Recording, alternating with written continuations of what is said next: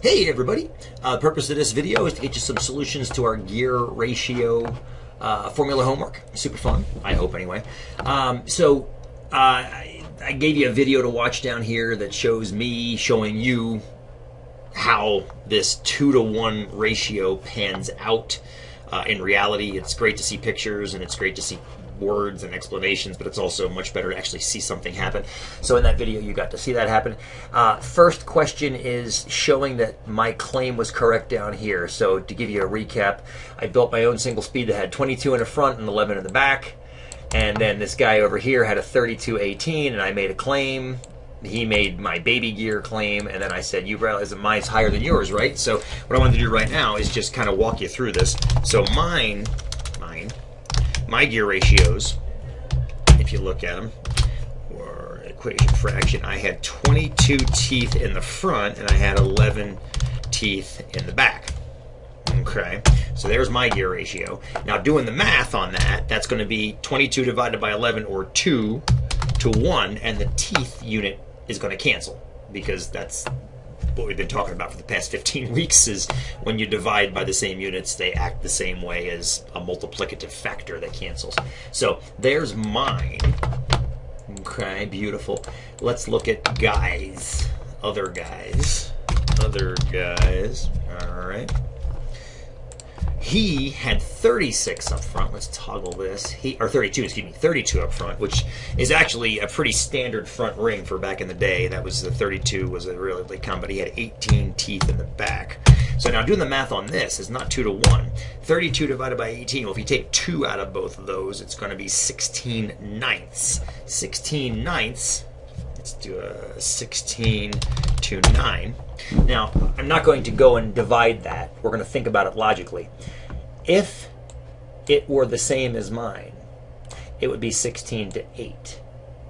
Since the 9 is in the denominator, if the denominator of a fraction gets larger, that makes the whole fraction smaller. So this has to be less than a 2-to-1 ratio. All I said is I said mine's higher than yours. I didn't ask you to tell me how much higher. His ratio is less. It would either have to be 18 to 9 or 16 to 8. Either way, his numerator's too small and his denominator's too big to make it equal to 2 to 1. So that was the claim here for showing him that my single speed actually had a beefier gear ratio. And what's fun is I actually let him ride my bike later, and he's like, oh yeah, it totally is. So, teach people. Okay, so here's Jen's Schwinn Fleet. This one we are going to round to the nearest tenth. 50 teeth in the front, 18 teeth in the back. So I'm just going to copy this formatting down. Jen's. Toggle this. 50 teeth in the front, 18 in the back. All right, let's see what that ends up being. That ends up being a whopping that's not even close to being correct. 2.7, what did I say to round it? Nearest tenth? 2.8. That means if I turn the front cranks on her bike one time, the back wheel will turn 2.8 times, almost 3 times around. So what this translates to physically is a whole lot of work for the rider. And remember, she used to ride this thing when she was pregnant, so what a rock star. All right. So anyway, now this was the one we ended up playing with in class, and I do apologize. There was a typo on this, which I fixed now in this homework. So the highest and lowest gear ratios I can get on the Mukluk. Okay, so now there's lots of gears on this thing. It's got 2 in front and 10 in the back, which we talked about in class, meaning that it ends up being 20 total gears. But most of those gears are overlaps. You get some repetition in there. The big idea is with a gear ratio, and you have to think back to how the gear ratio is constructed. It's the front gear in the numerator divided by the back gear in the denominator. So back to the front here. Number of teeth on the front divided by number of teeth on the back. Since this is a fraction, as the numerator gets bigger and the denominator gets smaller, you're going to get a larger number. Okay, and vice versa.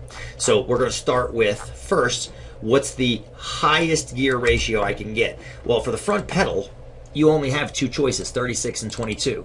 So based on what we just talked about in class and also just said, you're going to want to use the largest possible gear in the front. Okay?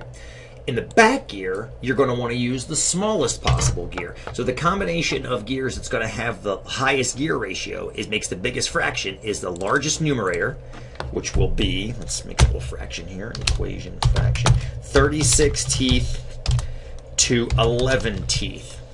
Okay? And what that's going to be, and I think I told you around the 10th again, so 36 divided by 11, it's going to be over 3 to 1. Let's get a little bit more precision than that. You're going to end up with 3.3. Is about equal to, whoops, wrong button, insert, is about equal to 3.3 to 1, meaning you turn the front cranks 1 time and this back gear turns over 3 times.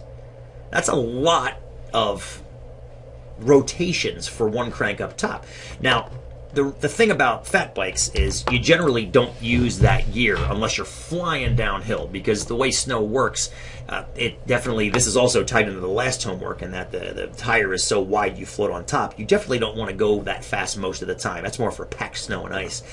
Lowest gear ratio is going to be almost exactly the inverse. We're going to want to have the smallest possible tooth up front, which we're going to use the 22, and the largest possible tooth count in the back, which is going to be 36. Okay?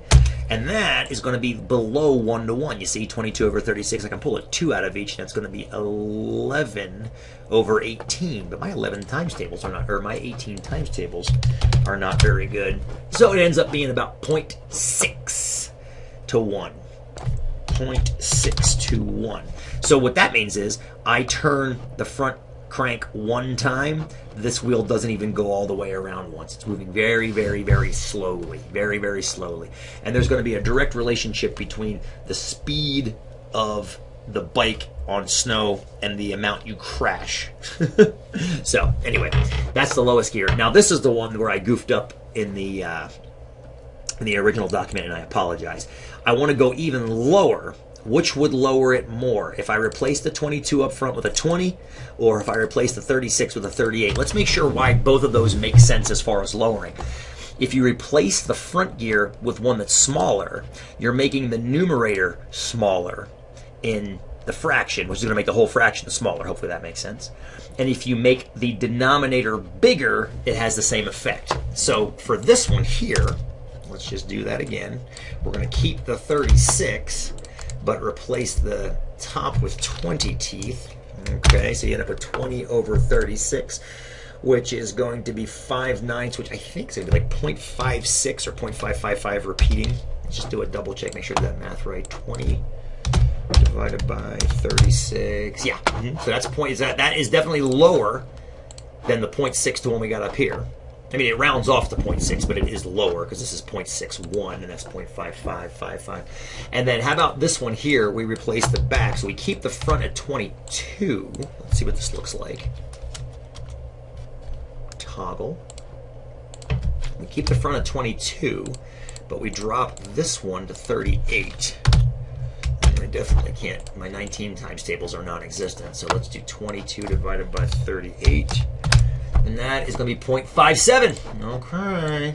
So although they all round to 0.6, the smallest one you get is going to be this puppy dog right here. This guy right here is going to round down to 0.55 or 0.56. This one's 0.57. So mess with that front tooth more than the back tooth. And anything more than that we'll get into in Math 105, because gear ratios is kind of an interesting topic. All right, I hope that helps. Again, sorry for the goof in the typo, and we'll see you in class.